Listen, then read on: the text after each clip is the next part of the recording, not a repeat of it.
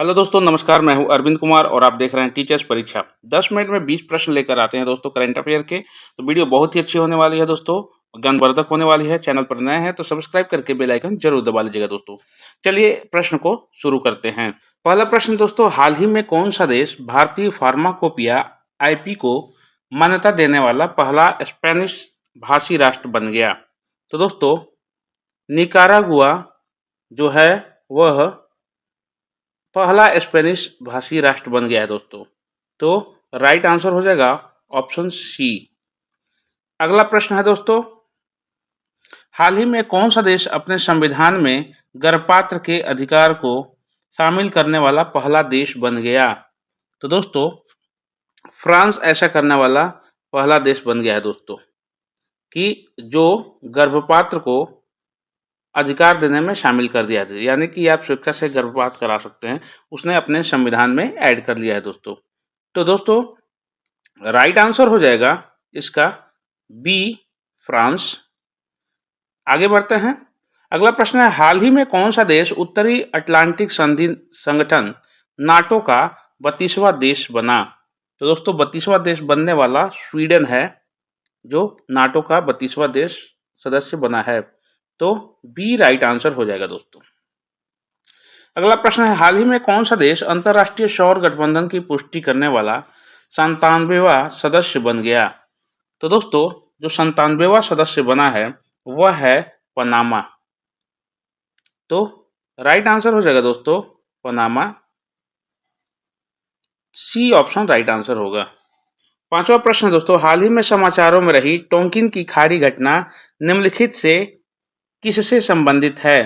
तो दोस्तों, वियतनाम युद्ध से यह संबंधित है। तो राइट आंसर हो जाएगा ऑप्शन बी, वियतनाम युद्ध। अगला प्रश्न है, हाल ही में भारत ने कानून और विवाद समाधान पर किस देश के साथ समझौता ज्ञापन पर हस्ताक्षर किए?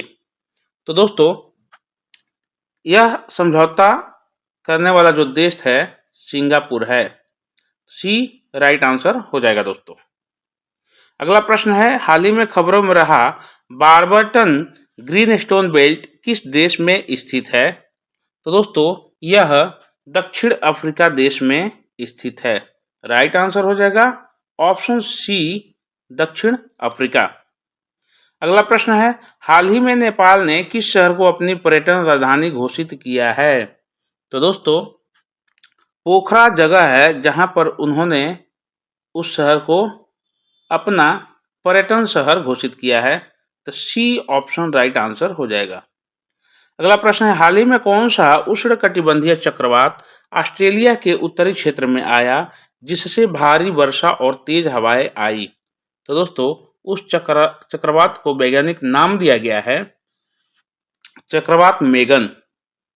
दोस्तों, चक्रवात मेगन ने भारी तबाही मचाई है दोस्तों, जिसमें भारी वर्षा और तेज हवाएं के माध्यम से। तो राइट आंसर हो जाएगा ऑप्शन सी।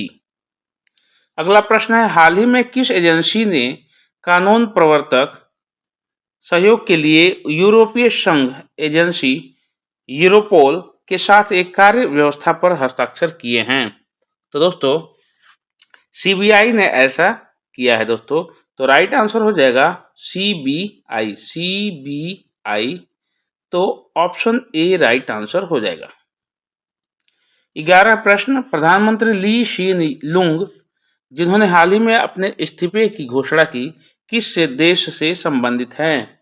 तो दोस्तों, प्रधानमंत्री ली शी लुंग सिंगापुर देश से संबंधित हैं दोस्तों। सिंगापुर के प्रधानमंत्री थे, उन्होंने अपने घोषणा की है इस्तीफे की। तो किस देश से? तो सिंगापुर से। तो राइट आंसर हो जाएगा ऑप्शन डी। अगला प्रश्न है, हाल ही में किस देश ने प्योलॉजी 1-2 एंटी एयरक्राफ्ट मिसाइल का परीक्षण किया है? तो दोस्तों, राइट ऑप्शन हो जाएगा ऑप्शन सी, उत्तरी कोरिया यानी उत्तर कोरिया। तो सी राइट आंसर हो जाएगा। हाल ही में किस देश ने यूक्रेन को सैन्य सहायता प्रदान करने के लिए विदेशी सहायता विधेयक पारित किया है? तो दोस्तों, यूएसए ने ऐसा किया है यूक्रेन को सहायता देने के लिए। तो राइट आंसर हो जाएगा ऑप्शन डी। अगला प्रश्न है, हाल ही में समाचारों में रहा चेरनोबिल परमाणु ऊर्जा संयंत्र किस राज्य में स्थित है? तो दोस्तों यह यूक्रेन में स्थित है और रशिया युद्ध के दौरान यह हाईलाइटेड हुआ था दोस्तों। राइट आंसर है ऑप्शन सी। 15 प्रश्न है, हाल ही में किस देश ने अपवाद स्वरूप भारत को छोटे हथियार की बिक्री पर प्रतिबंध हटाने का निर्णय लिया है? तो दोस्तों ऐसा करने वाला जो देश है जर्मनी है। जर्मनी ने भारत को छोटे हथियारों की बिक्री पर प्रतिबंध हटाने का निर्णय लिया है दोस्तों। तो कौन सा देश है दोस्तों? तो जर्मनी। तो सी राइट आंसर हो जाएगा।